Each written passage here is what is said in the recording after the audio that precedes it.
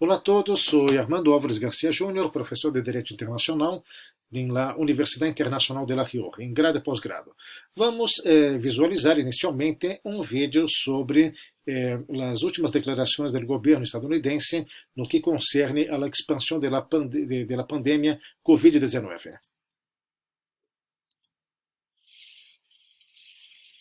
Estados Unidos supera los 40.000 muertos por COVID-19 y Donald Trump centra ahora su discurso en hacer pruebas masivas de detección. Bem, estamos falando fundamentalmente de medidas adoptadas nos Estados Unidos. Se habla muito nos Estados Unidos, se habla muito sobre a Europa, especialmente nos países da União Europeia, pero não se habla praticamente nada ou nada sobre o que ocorre em África. Alguns grupos procuram mencionar que a exposição ao Covid-19 em África será muito menor, que são muito menos vulneráveis que os caucásicos. Por que hablo caucásicos? Isso estou reforçando um estereotipo mais clássico, pero não sou eu. Esse é o argumento que suelen utilizar. Que há grupos, segundo algumas pessoas, alguns científicos, que afirmam que a genética de los negros é menos vulnerável ao vírus, à atuação do vírus. Pero isso podemos desmentir concretamente com o que ocorre nos Estados Unidos. Os afro-americanos são, ao lado de los hispanos, os que mais morrem em el país. Outros afirmam que é surventor, tanto que, segundo dados das Nações Unidas, solamente o 4% da população total em todo o continente africano supera os 65 anos de idade. Outros afirmam que são as altas temperaturas. Supostamente, as altas temperaturas reduzem significativamente a ação do coronavírus. Pero isso também se pode desmentir, ou ao menos se pode contra-argumentar com o que ocorre em los países nórdicos. São países frios em que a expansão, pois bem, ha sido muito menos intensa do que verificada em outros países. Bem, o hecho é que em Estados Unidos se verificam carências sanitárias importantes. Em Europa também. Además, a base da argumentação dos partidos de oposição em vários países, incluindo Espanha, é justamente a falta de dados confiáveis, oficiais, estes dados proporcionados por los governos. Daremos seguimento ao vídeo. Vamos a finalizar la segunda asociación con un fabricante estadounidense para producir más de 10 millones de test adicionales por mes. Y vamos a usar la ley de producción de defensa para aumentar la producción en una instalación estadounidense en más de 20 millones de test por mes. Esta capacidade dos Estados Unidos e a capacidade que teremos também em alguns países na União Europeia, pois os países do continente africano não la contam.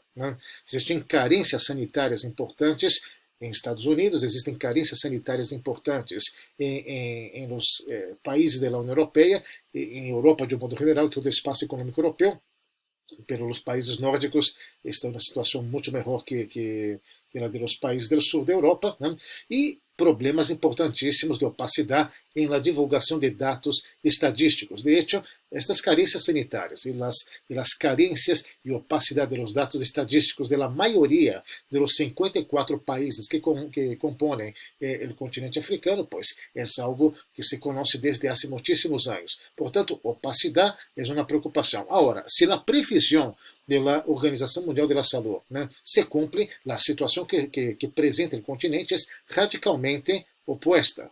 Não estamos falando de pessoas mais ou menos protegidas, em que o vírus não actuará, estamos falando em uma situação verdadeiramente catastrófica, muito pior da situação que verificamos nos Estados Unidos, muito pior que a situação que verificamos na União Europeia. Por exemplo, vamos mencionar dois países. A República Centro-Africana é um país que está em guerra, e que o 70% da assistência sanitária no país não está nas mãos do Estado, sino nas mãos de organizações não governamentais. É um país que conta com três respiradores.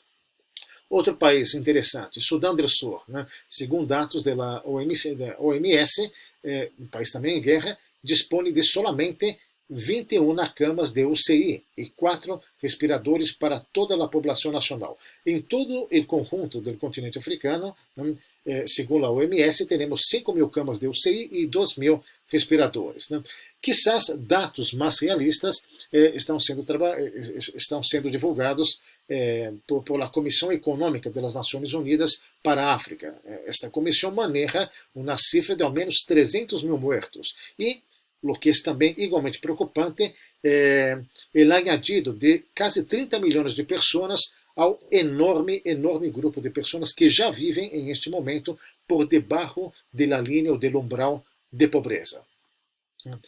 Que estão fazendo os países desenvolvidos, Estados Unidos e principalmente os países europeus, estão realizando apelações, estão apelando à solidariedade internacional para com os povos de África. Mas de momento são promessas e petições. Países como Alemanha, como Espanha, como França, como Itália e vários países do continente africano estão solicitando ajuda internacional. E, concretamente, os países africanos estão solicitando 100 mil milhões de dólares de ajuda e alívio generalizado da deuda de todos os países, alívio da deuda agregada de todo o continente africano. Daremos continuidade ao vídeo. El jueves, Trump presentó un plan de reapertura económica que dejó en manos de los gobernadores. Algunos insisten en que su principal obstáculo para avanzar es la falta de test. Entre ellos, el gobernador de Nueva York, que ha anunciado una nueva bajada en el número de fallecidos. Apunta que probablemente ya han superado el pico de infecciones y han comenzado el descenso. Hemos demostrado que podemos controlar a la bestia y cuando cierras puedes reducir la tasa de infección, pero es solo la media parte. O continente africano tem condições de superar a la bestia. O grupo de los 20 é o grupo mais importante que temos na atualidade e que ha superado ampliamente a atuação do grupo del 7, G7 e G8 com a saída da Federação de Rússia, desde que ha ocorrido sua política específica com relação à Crimeia. Pois bem, o G20 ha anunciado há pouquíssimo tempo sua intenção, não aplicação, não adoção de medidas, simplesmente na intenção de aplicar uma moratória de ano, de 12 meses, por total de 18 mil milhões de dólares a 76 países não desenvolvidos. Nem todos eles são africanos. Estamos falando de 40 países do continente africano e outros em Ásia e América Latina também, que são países em desenvolvimento. Para enfrentar a bestia, a África terá problemas. Tenemos que asegurarnos de mantener a la bestia bajo control. Mantenemos bajas la tasa de infección y la tasa de hospitalización. Todos estamos ansiosos por seguir adelante con la vida, así que no ha terminado. Los neoyorquinos han reaccionado con un ligero optimismo, aunque saben que deben permanecer vigilantes. Pois bem, que podemos fazer para ajudar ao continente africano? Se consideramos que a preocupação mais imediata que temos neste momento é melhorar o sistema sanitário e que o governo, mediante uma aplicação keynesiana de gastos públicos, incremente justamente os gastos que, em caso de Espanha, já são insuportáveis, a dívida pública é insuportável em Espanha, pero que busquemos, os governos, me refiro, busquem fórmulas para reativar a economia, porque vendrá uma depressão econômica absolutamente bestial. E esta é a questão, esta é a preocupação que fundamentalmente as pessoas têm neste momento: melhorar o sistema sanitário e o temor ao desemprego, que ocorrerá sí ou sí, para a grande parte da população. A preocupação com o continente africano acaba sendo relegado, dentro deste contexto, a plano secundário.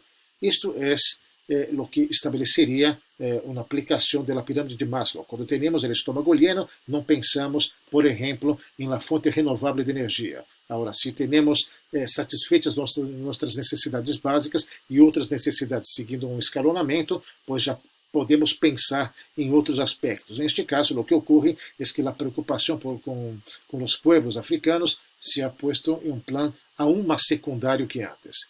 Nada mais, finalizo esta sessão. Muitíssimas graças. Se você apreciado, clique em like que aparece aqui abaixo e subscreva-se a meu canal. Estarei periodicamente falando sobre relações internacionais, direito internacional e economia internacional. Um saludo muito cordial a todos. Adiós.